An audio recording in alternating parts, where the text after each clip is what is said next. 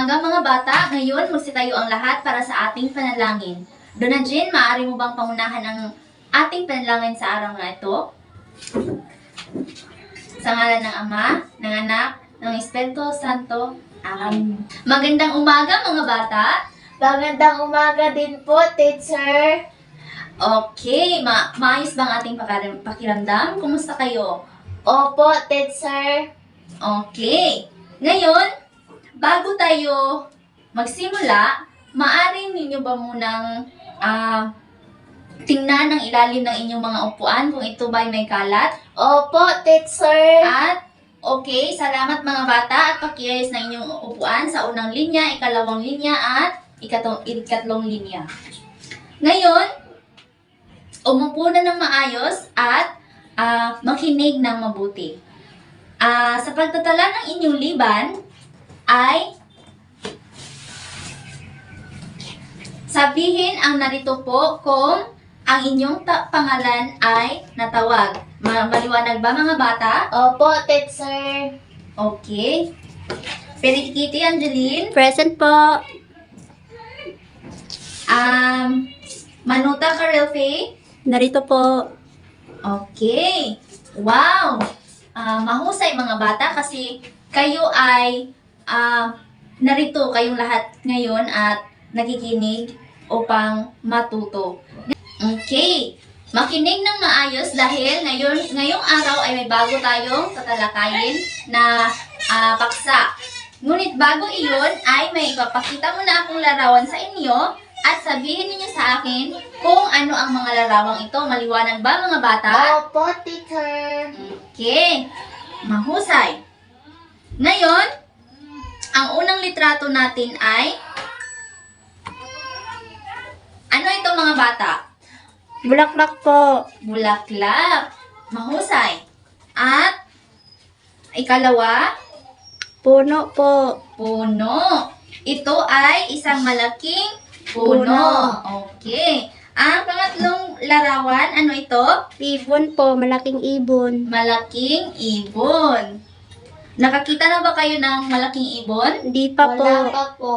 Okay, ito ang larawan ng ibon. Malaking ibon. At pang-apat, ano ito?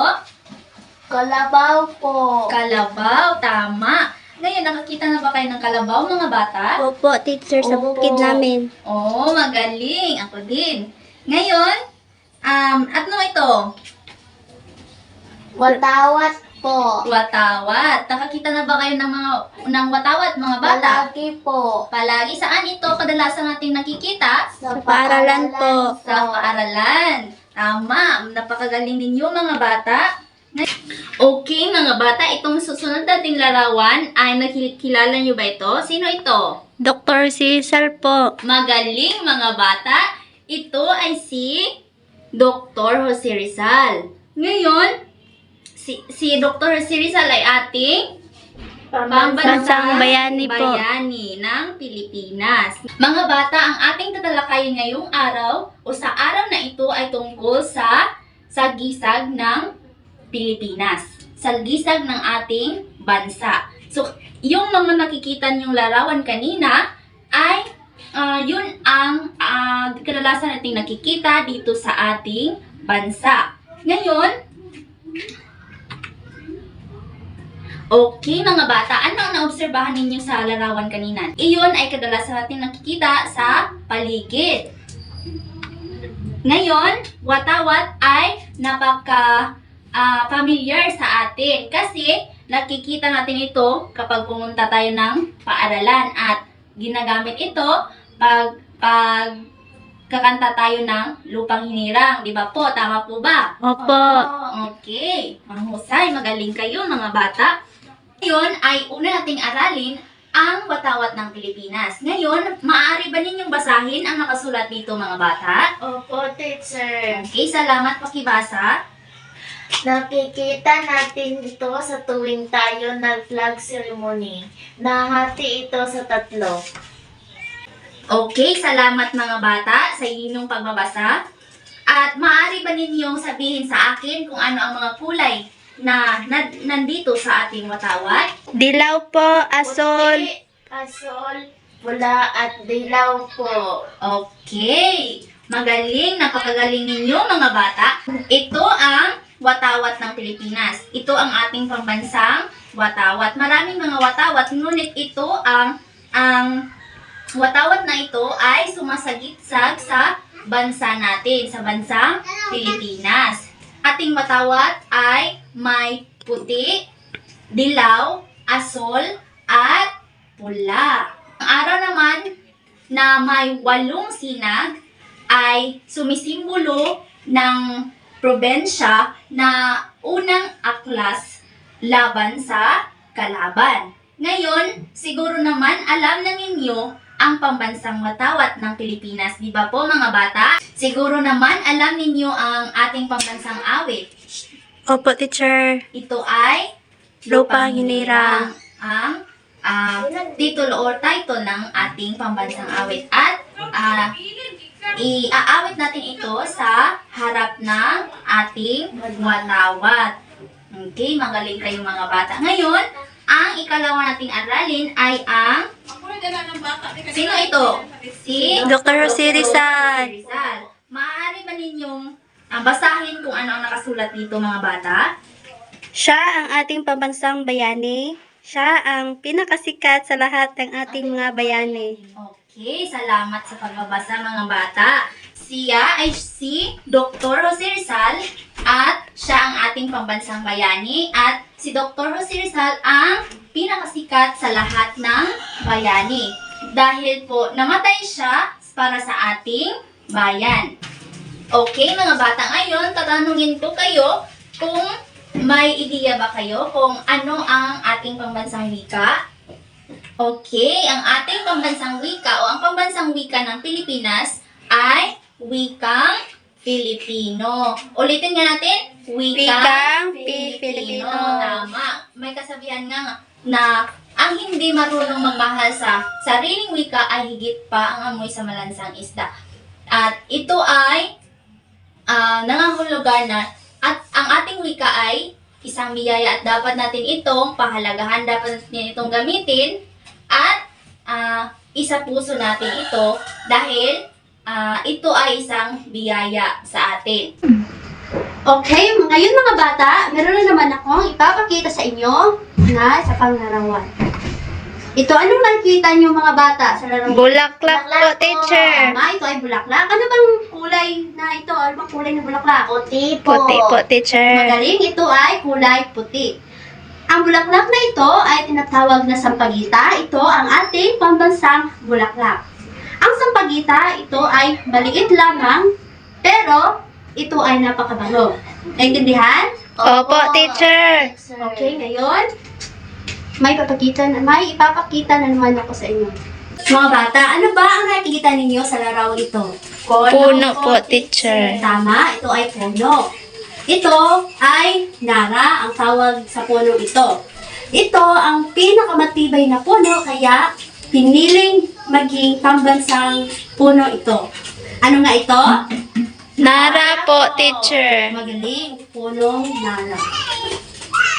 Ngayon, ito naman. Mga bata, ano bang tawag sa hayop na ito? Kalabaw po, teacher.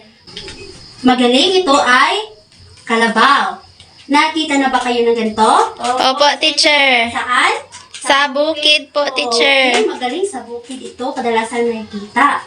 Ngayon mga bata, ang kalabaw ay malaki ang tulong niya sa mga magsasaka at sa pag-aararo. Ano ulit ito? Kalabaw po. Teacher. Tama, ito ay kalabaw. Mga bata, ano ba ang nakikita niyo sa laro ito? Tama, ang tawag nito ay agila. Matatagpuan ito karaniwan sa ating mga kagubatan. Ang haribon mga bata ay simbolo ng katapangan ng mga ninuno ng Pilipino. Naintindihan? Opo, teacher. Okay, magaling. Ngayon, lumako naman tayo dito sa larawan ito. Mga bata, ano bang ginagawa nila sa larawan? Nagsasayaw po, teacher. Tama, nagsasayaw. Ang sayaw na ito ay tinatawag na karinyosa o karinyosa. Ito ay isang magiliw na sayaw ng magkakaparihang babae at lalaki na animoy nasa aktong nagliligawan. Taong 1992, nang mapalitan nito ang tinikling bilang pambansang sayaw ng Pilipinas. Naintindihan ba mga bata? Opo, teacher. Ano nga ang tawag sa sayaw na ito? Karinyusa, teacher. Magaling! Ngayon mga bata, ano nga ang ating pambansang ibon? Agila, teacher. Tama, agila. Ano naman ang ating pambansang puno? Nara, teacher. Tama, Nara. Ngayon, sino naman ang ating pambansang bayani? Dr. Jose Rizal, teacher. Magaling mga bata. Ngayon, ano naman ang ating pambansang bulaklak? Sampaguita, teacher. Tama. Ano naman ang ating pambansang awit? Lupang Hinarang, teacher. Magaling mga bata, mahusay. Ano naman kaya ang ating pambansang hayop? Kalabaw po, teacher. Magaling mga bata at dahil dyan, bigyan natin ng isa't isa ng 5 palakpak. 1, 2, 3, 4, 5. Ngayon, papangkatin natin ang klase sa dalawang pangkat. Bawat pangkat ay may isang tatayo upang pumili ng 3 papel. Bawat papel ay may nakasulat na sagisag. Gawan nyo ito ng imahe at isalaysay sa klase. Okay, nasa ang unang pangkat? Pumili kayo ng papel.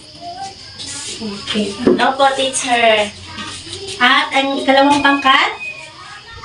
Okay. Bigyan ko kayo ng 5 minuto. Halimbawa dito, kalabaw. Ang kalabaw ay isang pambansang hayop sa ating bansa. Sumisimbolo ito ng kasipagan at pagkamatyaga ng mga Pilipino dahil ang kalabaw ang ginagamit natin sa pag-aararo sa bukid, araw-araw. Naintindihan? Opo, teacher. Okay, ngayon bibigyan ko kayo ng 5 minuto. Tapos na ba? Opo, teacher. Okay, ngayon ang unang pangkat. Ang napili ko po, teacher, ay pambansang sayaw. Ang pambansang sayaw po ay tinatawag na karinyosa.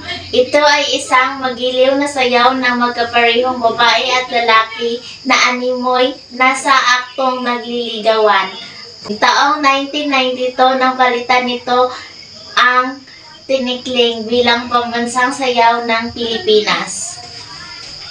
Magaling! Bigyan natin sila ng masigabong palakpak. Ngayon naman ang ikalawang pangkat. Mahusay mga bata dahil naisalaysay niyo ng tama ang sagisag na nakasulat sa papel. Okay mga bata, ngayon para sa inyong gawain, meron akong aktibidad na inahanda para sa inyo. Bilugan ang tamang sagot sa mga sumusunod na katanungan. Okay? Opo, teacher. Ngayon, bigyan ko kayo ng 10 minuto para sagutan. Tapos na ba kayo mga bata? Opo, teacher. Okay, pakipasa dito. Ngayon mga bata, para sa inyong takdang aralin, magbigay ng isang sagisag ng bansa, iguhit at ilarawan sa isang papel. Naintindihan? Opo, teacher. May katanungan ba?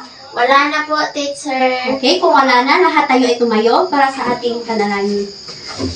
Sa ngalan ng Ama, Anak, Espiritu Santo, Amen. Amen. Paalam mga bata.